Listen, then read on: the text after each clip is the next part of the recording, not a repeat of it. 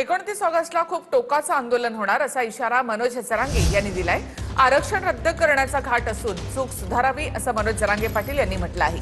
तर जरांगेंचा गैरसमज दूर करू असं उदय सामंत यांनी म्हटलंय।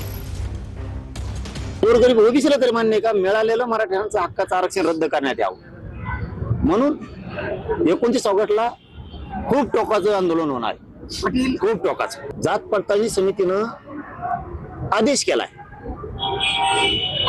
व्हॅलिड करा म्हणून। सकाळी रद्द होतं, शिंदे साहेबांचे मंत्री हे काम करणार।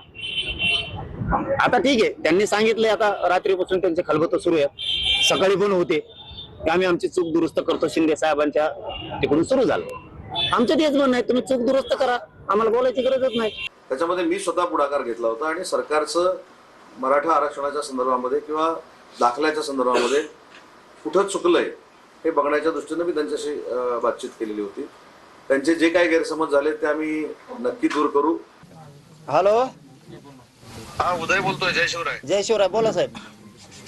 काय गडबड झाली त्या दाखल्यामध्ये? सगळे दाखले रद्द करायला सुरुवात केली आता तुमच्या मंत्री महोदयांनी। पत्रकाराने विचारलं का पण कमून वाटोळा करायला उगाच उगा कशामुळं? बीडला आंबोरीची नोंद सापडली बीडला।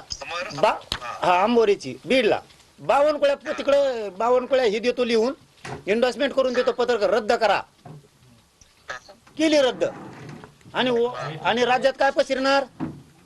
मराठ्यांच्या नोंदी बोगस येतात, रद्द व्हायला लागले। 50% वरचं 2% बोगस नाही का? मग मी सीएम साहेब मला फडणवीस शिंदे साहेबांकडून अपेक्षा नव्हती, मी सरळ सरळ तुमच्याकडे नाराजी द्यायला अजिबात नव्हती, कारण मी लय खस्ता खाल्लेला शिंदे साहेबासाठी लय। ज्या प्रकारे मनोज जरांगे 52 कुळ्या म्हणला, आमच्या सन्माननीय समाज तेली असो, समाज ओबीसी असो, समाज एससी असो, हे अपमानकारक बोलणं शिंदे साहेबांना चालतंय का? शिंदे साहेबांना ठाणे का रिक्षा, ठाणे का रिक्षा, ठाणे का रिक्षा म्हणल्याच्या नंतर एवढी आग लागते त्या शिंदे साहेबांना धेडग्या मारड्या म्हणल्यासारखं 52 कुळ्या म्हणणं आहे, 52 कुळ्या म्हणणं आहे, 52 कुळ्या म्हणणं आहे। शर्मेनं लाज वाटायला पाहिजे। मनोज जरांगे पाटील यांनी पत्रकार परिषद घेतली, ती पत्रकार परिषद तुम्ही बघितली असेल। गंभीर आरोप त्यांच्याकडनं केले गेले तुमच्याबद्दल। ते वारंवार चांगलं बोलताना यापूर्वी बघायला मिळायचे, मात्र तुम्ही डबल गेम करता, तुमचा पक्ष डबल गेम करतो असं म्हणत पक्षावर